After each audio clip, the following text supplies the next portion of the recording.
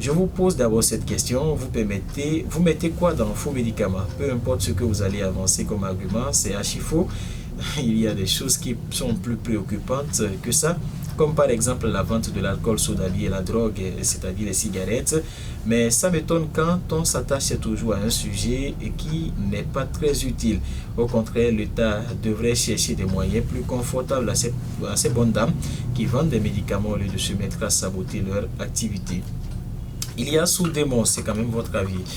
Ça m'étonne vraiment quand des gens disent faux médicaments. Donc si à cause de maux de tête, un papa qui se trouve dans une localité où il n'y a pas de vrais médicaments meurt, vous serez content? Ça ne nous réjouit aucunement. Vous parlez des actions du gouvernement. Quelles actions ils ont menées à ce niveau? Nous avons encore des arrondissements au Bénin sans hôpitaux, sans pharmacie. Vraiment, soyons sérieux. Au même moment, sur la vie détruit la jeunesse, l'État ne dit rien, ou bien c'est parce que ces derniers ne payent pas des impôts qu'ils sont mal vus. Je crois qu'en termes de construction d'hôpitaux, il y a quand même des centres de santé, des infirmeries dans presque tous les villages du Bénin. Ça, c'est un effort qu'il faut saluer. Christelle Azon, subventionner par exemple les médicaments de premiers soins pour les rendre plus accessibles et compétitifs par rapport au prix des faux médicaments. S'il n'y a plus de consommateurs, il n'y aura pas de vente. Corsi Sylvestre Dovonou, bonjour la radio. Pour lutter efficacement contre cette pratique, il faut revoir les prix des médicaments au niveau des pharmacies. Il faut une baisse des prix des produits dans nos différentes pharmacies. Philippe Boko Dakou à présent, bonjour les camarades de la radio Fraternité. Vraiment, ce serait difficile de couper le mal à la racine. Ne faites pas ça. Cette phrase est très difficile à respecter chez les Béninois.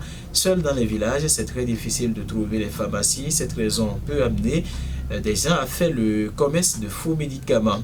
Dans ce cas, le gouvernement doit faire un effort pour satisfaire ces populations. Il faut disposer des pharmacies pour soulager la peine des populations.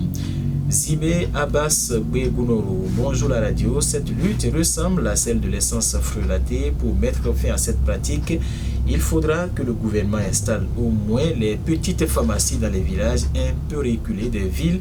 Et là encore, les médicaments des pharmacies sont plus chers que celles des vendeuses des faux médicaments. Cette lutte sera très difficile selon moi. Voilà, au total 10 commentaires ce matin.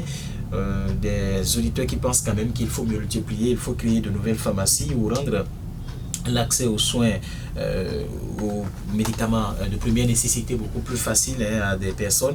C'est-à-dire qu'il faut créer de mini-stations dans des localités qui n'en ont pas, des mini-pharmacies j'allais dire, dans des localités qui n'en ont pas, pour permettre quand même aux populations d'avoir très facilement accès au paracétamol, en tout cas tous ces petits produits, en attendant donc de se référer aux grandes pharmacies pour avoir les produits efficaces. Merci à vous, Epiphan Chami, c'était la rubrique question du jour, la petite pause et on poursuit.